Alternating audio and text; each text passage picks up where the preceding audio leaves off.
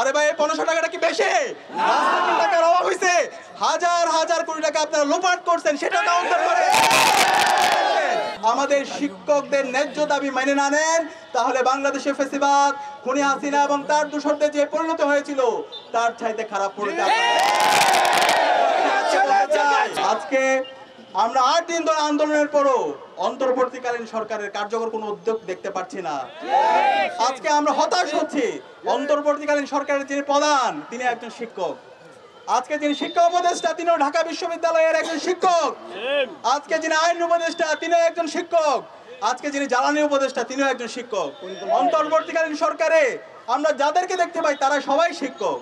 শিক্ষক হয়ে আপনারা আমাদের শিক্ষকদের বঞ্চনা, তাদের ন্যায্য অধিকার কথা অনুভব করতে পারছেন না। আপনারা যদি এটা করতে না পারেন আপনাদের এখানে থাকার দরকার নাই, ক্লাস করার জন্য পাঠাই নাই। শিক্ষার্থীদের এবং আমাদের শিক্ষকদের ন্যায্য যে দাবি আছে সেই দাবি বাস্তবায়ন করার জন্য আপনাদেরকে পাঠিয়েছি। জুলাইয়ের শহীদদের যে আকাঙ্ক্ষা, তাদের যে প্রত্যাশা, সেই প্রত্যাশা বাস্তবায়ন করার জন্য আপনাদেরকে পাঠিয়েছি। আপনারা যদি মনে করেন এখানে ভোগ বিলাস করতে এসেছেন তাহলে আপনারা ভুল করছেন। আপনারা এই পথে পথ বাড়ান, আমাদের শিক্ষকদের ন্যায্য দাবি মেনে না নেন, তাহলে বাংলাদেশে ফ্যাসিবাদ, খুনি হাসিনা এবং তার দূষরদের যে পরিণত হয়েছিল তার চাইতে খারাপ পরিণতি। আপনারা হতাশ হবেন না, আপনারা হীনমন্য হবেন না। সারা দেশের ছাত্র সমাজ আপনাদের সাথে একত্রতা পোষণ করছে। ঢাকা বিশ্ববিদ্যালয় কেন্দ্রীয় ছাত্র সংসদ, রাজশাহী বিশ্ববিদ্যালয় কেন্দ্রীয় ছাত্র সংসদ, চট্টগ্রাম বিশ্ববিদ্যালয় কেন্দ্রীয় ছাত্র সংসদ, জাহাঙ্গীরনগর বিশ্ববিদ্যালয় কেন্দ্রীয় ছাত্র সংসদ সহ নির্বাচিত সকল সংসদ আপনাদের সাথে একত্রতা পোষণ করছে। পুরো প্রজন্ম আপনাদের সাথে একত্র পোষণ করছে। বাংলাদেশের প্রাইভেট বিশ্ববিদ্যালয়ের শিক্ষার্থীরা আপনাদের সাথে একত্র পোষণ করছে। সকল মাদ্রাসা, স্কুল, কলেজ, বিশ্ববিদ্যালয়ের শিক্ষার্থীরা আপনাদের সাথে একত্র পোষণ করছে। এবং আমরা বলতে চাই শিক্ষকদের যে ন্যায্য দাবি, আপনাদের দাবিটা কি? সামান্য একটা দাবি।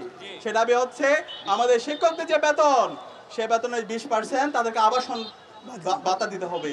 আরে ভাই আপনাদের তো 40% দেওয়াটা আপনাদের দায়িত্ব, 20% হবে, 40% দেওয়া এটা হচ্ছে আপনাদের রাষ্ট্রের দায়িত্ব।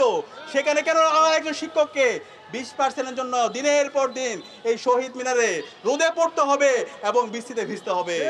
এবং আমরা আমাদের শিক্ষকদের দাবি, ছোট্ট একটা দাবি, তাদের ট্রিটমেন্টের জন্য, চিকিৎসার জন্য তাদের 1500 টাকা ভাতা। আরে ভাই 1500 টাকাটা কি বেশি? রাস্তার টাকার অভাব হইছে, হাজার হাজার কোটি টাকা আপনারা লোপাট করছেন, সেটা কাউন্টার করে আপনারা আমাদের শিক্ষকদের উপর জুলুম করবেন না, সেই জুলুম আপনারা বরদাস্ত করবেন না, আগুন নিয়ে খেলবেন না বাংলাদেশের ছাত্র সমাজ। এবং আমরা একই সাথে আমাদের শিক্ষকদের যে দাবি, যারা স্টাফ আছে তাদের উৎসব ভাতা, 75% উৎসব ভাতা, সেটা একটা ন্যায্য দাবি।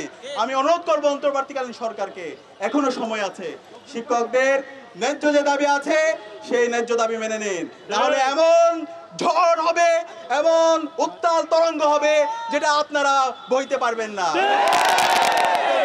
আমাদের শ্রদ্ধেয় শিক্ষকদের যে দাবি আছে, ন্যায্য দাবি আছে, সেই ন্যায্য দাবি মেনে নিন।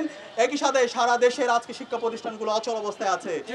আমাদের এমপিভুক্ত যে শিক্ষক, সারা দেশের শিক্ষা ব্যবস্থা 57% শিক্ষা ব্যবস্থা, 97% শিক্ষা ব্যবস্থা আমাদের এমপিভুক্ত শিক্ষকদের সাথে কানেক্টেড। আমরা অনুরোধ করব অতি দ্রুত সময়ের মধ্যে সরকারের উচ্চপদস্থ যারা আছেন, প্রধান উপদেষ্টা থেকে শুরু করে উপদেষ্টা যারা আছেন, তারা আন্দোলনে যারা নেতৃত্ব দিচ্ছেন সবার সকল অংশীজনদের সাথে বসে দ্রুত সময়ের মধ্যে কার্যকর উদ্যোগ গ্রহণ করেন এবং আমাদের শিক্ষকদের ন্যায্য আন্দোলন আপনারা মেনে নেন। এবং আমরা কথা দিচ্ছি ঢাকা বিশ্ববিদ্যালয় কেন্দ্রীয় ছাত্র সংসদের পক্ষ থেকে আপনাদের সেই ন্যায্য দাবির সাথে আমরা একত্রতা পোষণ করছি এবং আপনাদের সাথে আমরা আছি। বিজয় আসবে ইনশাআল্লাহ।